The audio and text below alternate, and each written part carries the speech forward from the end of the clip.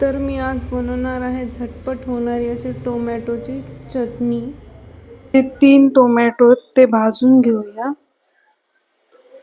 अगदी 5 मिनिटात होणारी रेसिपी आहे, झटपट होते, खायला पण छान लागते। टोमॅटो आपले भाजून झाले, ते साईडला काढून ठेवूया। 2 हिरवी मिरची आणि लसूण भाजून घेऊया।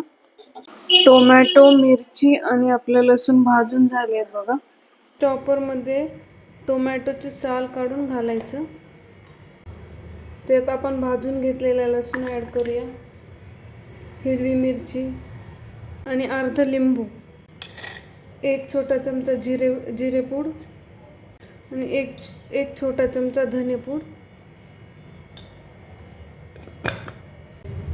चवीपुरतं मीठ, 1 छोटा चमचा काश्मीरी लाल तिखट आहे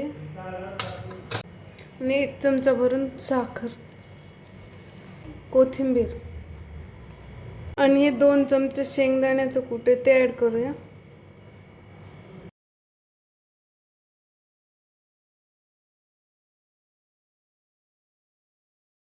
हे बघा, आपली चटणी झाली तयार।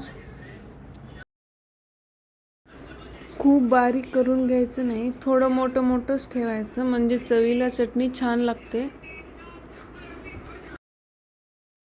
रेसिपी आवडली तर चॅनलला सबस्क्राईब करा, लाईक करा, शेअर करा। Bye bye.